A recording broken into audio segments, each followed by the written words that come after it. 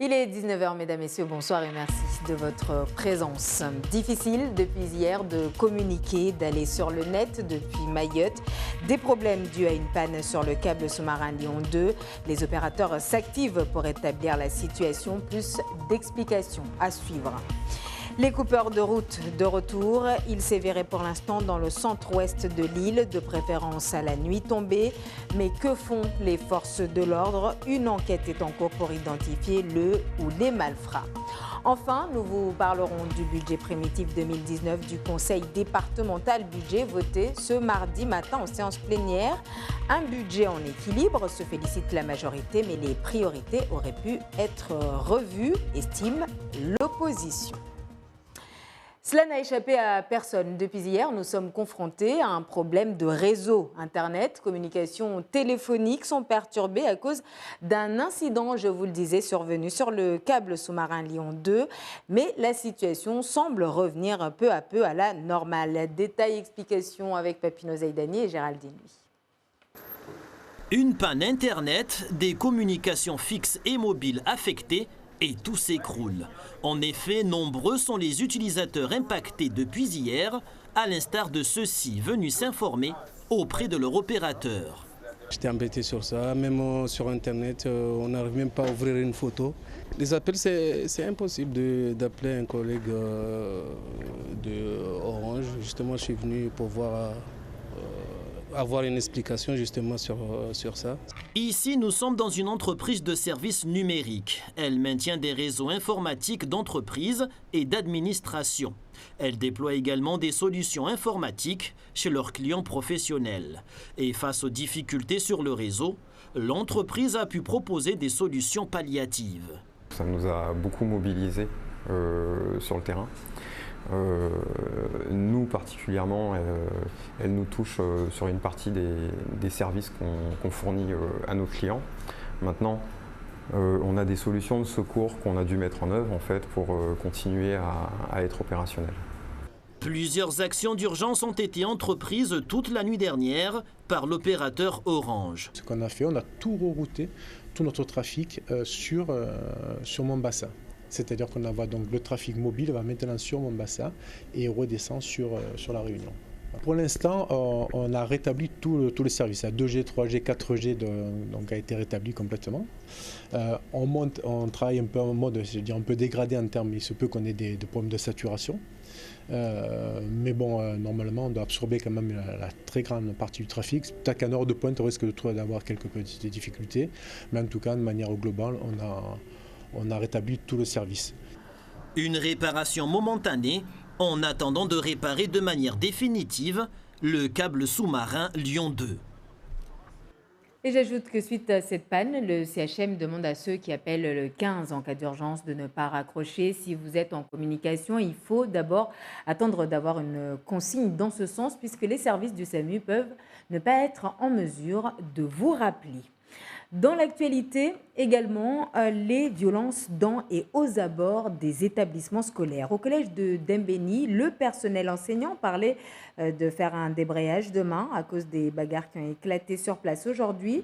Finalement, une rencontre est prévue avec la direction de l'établissement ce mercredi à 14h. Plus de précisions avec Anastasia Lagara qui a suivi ce qui s'est passé pour nous sur place.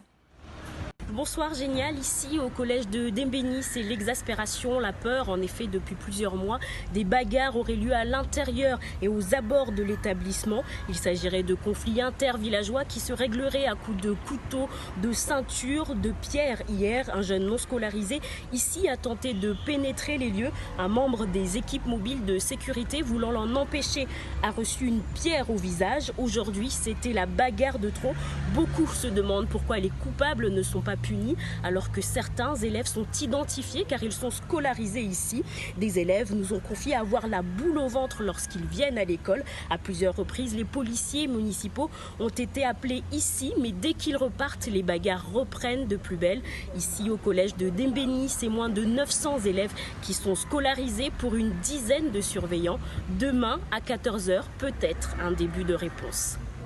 Voilà Anastasia Alagara qui était tout à l'heure donc devant la caméra d'Assadi Razafitseno. Et en parlant d'agression, peut-on parler d'un retour de psychose autour des coupeurs de route après que quelques usagers aient fait part de leurs agressions, notamment sur les réseaux sociaux en pleine nuit vers Coconi. Automobilistes et deux roues sont loin d'être sereins en prenant la route après le coucher du soleil. De son côté, la brigade de gendarmerie fait savoir que l'enquête suit son cours et qu'un individu a été interpellé à Kahani. Récit signé en Liette Boneissa. Le retour des coupeurs de route plonge la population dans une profonde inquiétude. Les événements de 2018 sont encore dans les esprits. 20 agressions y ont été commises par les coupeurs de route. Au regard des événements de la semaine dernière, la vigilance est de mise. J'ai dû changer de comportement. J'ai peur de conduire ma moto la nuit. Je préfère faire toutes mes courses dans la journée et dès 16-17 heures me retrouver chez moi. Les coupeurs de route me font vraiment peur. Ils agressent les gens sur les routes. C'est traumatisant. On ne trouve pas une moto dans une poubelle. On dépense des sous pour en avoir. Ils nous tabassent, nous blessent et nous dépouillent. Je ne sors pas la nuit. Je reste chez moi. Je mange et je dors. Dès qu'on est dehors, on risque de se faire agresser au couteau, au coupe-coupe, et ça, c'est pas bien, donc mieux vaut rester chez soi. C'est justement sur cet axe routier, la RN2, où ces agressions sont commises. En 2019, depuis le début de l'année jusqu'à ce jour, nous avons enregistré 4 faits qui ont été commis, essentiellement sur le secteur de la brigade territoriale autonome de Sada, pour 3 d'entre eux, et 1 sur Koungou. Ceux de la semaine dernière se sont effectivement commis dans le secteur de Coconi et de Tsingoni, par éblouissement d'usagers de l'axe, et ce sont essentiellement, pour ne pas dire exclusivement, depuis le début de l'année, des 2 roues qui ont été l'objet de ces phénomènes. Une enquête est en cours, déjà une interpellation le week-end écoulé à Kahani, un individu âgé de 15 ans. D'autres interpellations sont également attendues. Un dispositif de sécurité est en place sur la RN2 pour justement procéder à des interceptions. Il est recommandé aux usagers de la route de signaler à la gendarmerie tout ce qui leur paraîtra suspect sur cet axe routier. À retenir ce mardi également le vote du budget primitif 2019 du Conseil départemental. Budget en équilibre, nous dit-on sur place, avec plus de 165 millions d'euros en investissement. Des efforts ont été consentis sur les dépenses liées à la masse salariale, se félicite la majorité. Cependant, certains conseillers, à l'instar de Daniel Zaidani, disent regretter que les priorités du département ne soient pas en faveur des actions destinées à la population. Laini Sedachim, Youssouf Ahmed Matoua. 284 millions d'euros en fonctionnement, 165 millions en investissement. Le budget primitif du Conseil départemental est approuvé par la majorité des élus, ainsi que l'ensemble des rapports des 6 commissions, notamment l'aménagement, l'éducation et le développement économique. Cela va permettre de redynamiser l'activité économique de notre île. Il ne s'agit pas d'un budget excédentaire parce qu'on a eu, comme certaines années, de recettes exceptionnelles. Non, il s'agit bien d'un budget positif parce qu'il y a eu un vrai travail sur nos dépenses qui fait qu'aujourd'hui, on a une réelle baisse de dépenses à tous les chapitres et à tous les niveaux, y compris le fameux chapitre 012 qui est la charge du personnel, qui est tout le temps décrié comme étant très important. Donc, on a eu une baisse de ce chapitre-là et c'est une baisse stabilisée. Pour une partie de l'opposition, la population mahoraise ne bénéficiera pas de ces efforts budgétaires à l'image de certaines dépenses déjà engagées par le département. Il y a quasiment 80 millions d'euros qui sont gelés au niveau social sans être consommés, sans être utilisés. Donc, je pense que compte tenu des difficultés que rencontre le territoire, il serait opportun de mobiliser ces moyens vers le secteur économique, vers le secteur de développement, vers les investissements d'infrastructures, parce que le territoire de Mayotte aujourd'hui est confronté à un retard très important. Nous constatons que l'exécutif actuel a fait le choix d'acquérir un château à 12 millions d'euros à Paris. Donc, sachant que je suis absolument contre cette acquisition qui n'est pas justifiée et qui est extrêmement dépensier, je crois que je ne peux pas valider ce budget. À noter la motion proposée par la conseillère départementale de Tingoni sur le désenclavement aérien de Mayotte. Cette dernière dénonce la situation de monopole de la compagnie Air Austral et l'ambiguïté des services de l'État dans ce dossier. Une motion votée par les élus à l'exception du conseil départemental de Mamoudzou 2. Un budget en équilibre, raison qui expliquerait que la Cour des comptes encourage le conseil départemental à poursuivre ses actions liées à l'ASE, l'aide sociale à l'enfance.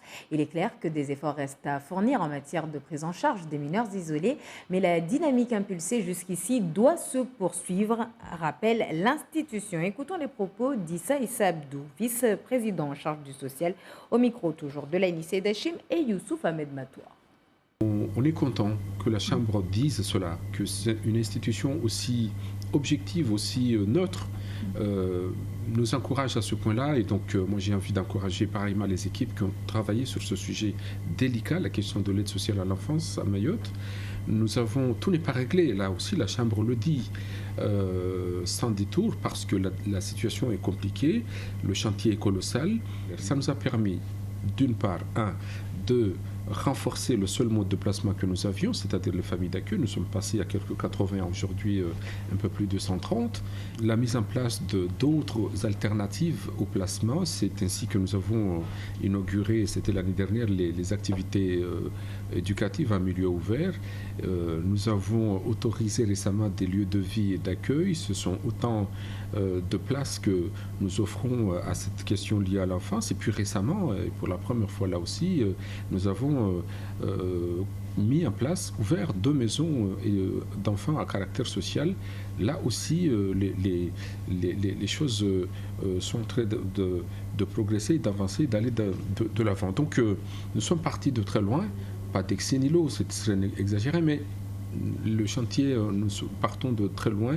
Tout n'est pas réglé, encore une fois, mais c'est un vrai encouragement aujourd'hui et un signe très fort que nous envoie la Chambre régionale des comptes pour qu'on continue le travail bien entamé. Au chapitre social, la grève des ASVP de Pamandzi, les agents de surveillance de la voie publique déplorent de leur hiérarchie le manque de considération à leur égard, une hiérarchie qui ne leur permettrait pas de faire leur travail dans les règles, raison pour laquelle ils ont débrayé ce matin. Hachim Seydachim, Ibrahim Dogo.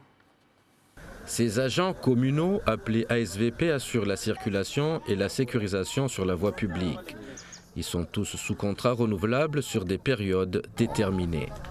Ces contrats qu'ils qualifient de précaires les empêchent d'exercer pleinement leurs fonctions. Certains ne sont pas assermentés. Par conséquent, ils ne peuvent agir sur la voie publique. À présent, ils réclament une attention particulière de la part de leur maire. Ce qu'on voudrait, c'est tout d'abord, même avec les anciens agents, pouvoir être au moins agréés, assermentés, c'est-à-dire avoir des contrats aux normes, être titularisés pour pouvoir faire notre travail normalement. Dans un courrier daté du 8 avril, le maire de Pamandzi apporte des réponses et des engagements sur l'ensemble de leurs revendications, y compris sur le plan de titularisation des agents. Pour être ASVP, il faut d'abord être assermenté. J'ai expliqué aux agents qu'il y a de la procédure qu'il faut respecter. Et tout en sachant que le corps d'ASVP, c'est un corps transitoire. Et puis pour devenir agent de la PM, police municipale, il faut d'abord créer les postes là-bas. Et ça ne se crée pas dans le cadre d'une table, ça se crée par délibération. Et prochainement, si le besoin se fait sentir, on créera les postes. Mais les postes seront ouverts à monsieur tout le monde. Pour ne pas réduire à néant des années d'efforts consentis à sortir d'un gros déficit, la commune se dit prête à accompagner ses agents communaux dans l'évolution de leur carrière, mais ne pourra pas les titulariser sans limite. Et sachez qu'un protocole de sortie de grève a été signé ce soir entre les deux parties. Le maire de Pamandzi s'engage a relancé les demandes d'assermentation pour tous les agents ASVP de Pamandi, a assuré toutes les formations pratiques et spécifiques nécessaires des agents et confirme une dotation de 30 000 € allouée pour les besoins en transport, entre autres. Et du côté de la mairie de Koungou, les délégués du personnel en grève depuis hier et leur hiérarchie se sont retrouvés autour d'une table depuis 15 heures pour discuter amélioration des conditions de travail, avancement de carrière et diffusion des comptes rendus des comités techniques font partie des 22 points de revendication soumises par les agents. Les discussions sont actuellement en cours. Pas de négociation par contre ce mardi entre les employés grévistes du laboratoire de Mayotte et leur direction, employés en grève depuis hier, pour rappel. Cependant, le service minimum a été assuré aujourd'hui dans les locaux du laboratoire de Mamoudzou, ce qui n'était pas le cas pour ceux situés au Haut-Vallon, tout simplement fermés. Je rappelle que les employés demandent, entre autres revendications, une augmentation de salaire de 30% ainsi que l'instauration de primes d'activité ou encore celle d'une prime de risque. Et après la mobilisation hier devant le vice-rectorat des agents de la division du personnel contractuel, celle aujourd'hui des enseignants à l'appel du SNIPP. Entre recrutement, indexation des salaires et prise en compte de l'ancienneté des agents, la liste des revendications est longue, mais absolument pas nouvelle. En effet, les vice-recteurs se suivent, mais la satisfaction n'est toujours pas au rendez-vous. Écoutons à ce propos le secrétaire départemental du SNIPP au micro de Laini Seydachim et Youssouf Ahmed Matouar. Je pense que les raisons sont connues. Je pense que la question de l'indexation des salaires, je pense que la question de l'ancienneté générale de service, de titularisation, etc., tout le monde connaît. On ne fait que nous entendre, aucune réponse jusqu'à présent, ne serait-ce que des ouvertures de négociations que nous sollicitons. Donc on est dans la rue et aujourd'hui, de façon massive, plusieurs écoles fermées, d'accord, et que les responsables ne peuvent pas rester sourds à ces attentes. Inciter la jeunesse à s'ouvrir, à oser l'international, c'est le projet ambitieux de Pôle emploi qui, pour l'occasion, a organisé, on vous le disait, le premier salon de la mobilité au centre universitaire de Dembéni. Salon qui a refermé ses portes cet après-midi, mais avant cela, nous avons rencontré sur place Zoulaya Bounou et Raphaël Souf. L'une est chargée de mission, l'autre directeur adjoint d'une structure. Avant d'en arriver là, ils ont testé l'international et font part aujourd'hui de leurs expériences. Portrait croisé signé Anastasia Lagara-Géraldine lui et Abel Kassim Aben. Zoulaya et Raphaël sont tous deux originaires de Sada. Ils ne se connaissent pas, mais ils ont un autre point commun. Ils ont parcouru le monde dans le cadre de leurs études. Pour obtenir son master en langue, Zoulaya, 26 ans, est allé au Canada, en Espagne et en Angleterre. Raphaël, 24 ans, a travaillé en Grèce, aux États-Unis et en Chine après son master en droit pénal international et européen. Déjà, ça m'a permis d'améliorer mon niveau de langue, anglais et espagnol, et ça m'a permis d'avoir une certaine ouverture d'esprit, c'est-à-dire qu'aujourd'hui, quand je vais dans un pays, je ne suis pas perdue. Ce qui est un peu dommage pour nous à Mayotte, on procrastine trop.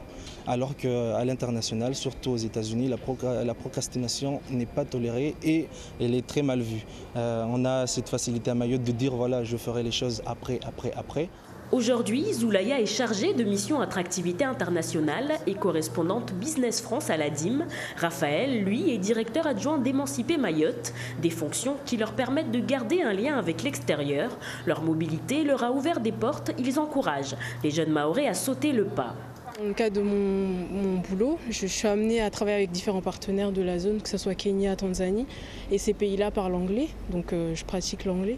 Et quand on a une entreprise qui veut un partenaire, quel que soit le pays, c'est-à-dire Angleterre, Espagne, je suis en mesure d'avoir un partenaire là-bas. Donc ça facilite déjà les relations. Allez-y, partez, voyagez. Faites découvrir Mayotte. Aujourd'hui, on a envie de faire évoluer le tourisme, de faire évoluer dans le logement, dans tout ce qu'il y a à faire évoluer à Mayotte.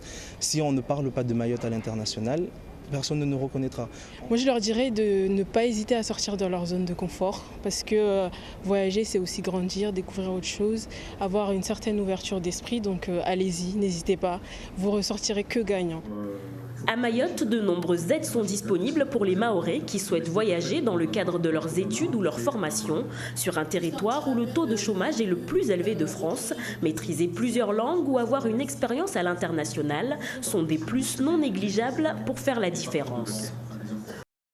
Et l'international inspire. Saviez-vous que nous avions chez nous des cow-boys? Eh bien non, ce n'est pas un leurre, mais bien une réalité. Ils ne sont pas nombreux, mais se sont constitués en association pour partager leur passion pour le Far West avec, bien évidemment, les codes vestimentaires et tout ce qui va avec. Une passion qu'ils font découvrir aux tout petits. Exemple dans une école maternelle à Mgombani. C'était il y a quelques semaines avec Anastasia Lagara.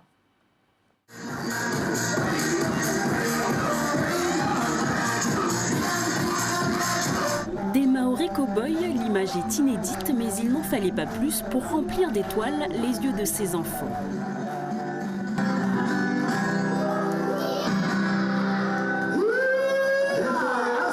J'avais vu les cow-boys à la télé. Et comment tu les avais trouvés? Jolis. Jolis? Et toi, tu aimerais être cow-boy? Oui. Pourquoi? Parce qu'ils sont gentils. Ils sont forts aussi. Cela fait 1 an que l'association des cow-boys de Mayotte existe. Elle compterait une centaine d'adhérents. Depuis peu, ses membres sillonnent les écoles de l'île pour faire découvrir cette passion. C'est pour essayer de donner quelque chose aux jeunes. La propriété, la façon d'être. Ce n'est pas que le cow-boy de se tuer. Non, les cow-boys, ce n'est pas des tueurs. Avant, c'était des armées, ce sont des policiers. Mais maintenant, c'est un jeu, une présentation de quelque chose de beau, de bien. Mayotte commence à s'évoluer. Et pour s'évoluer, il faut se donner autre chose. Amener d'autres choses, des horizons, prendre des contacts avec des amis qui font ça pour essayer de montrer que Mayotte, on est prêt aussi à évoluer par notre culture et une culture d'autre. Si l'association des cow-boys était encore méconnue, c'était par manque de subventions. Bientôt, des élections Miss et Mister Cowboy ainsi que des initiations à la danse country pourront être organisées par l'association. Les cow-boys mahorais n'ont donc pas fini de vous surprendre. Et non, ils n'ont pas fini de nous surprendre ainsi. Pardonnez-moi. Ainsi s'achève cette édition. Merci de votre attention.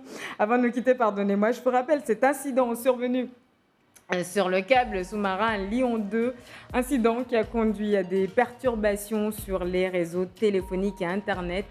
La situation est en passe d'être rétablie, informent les opérateurs.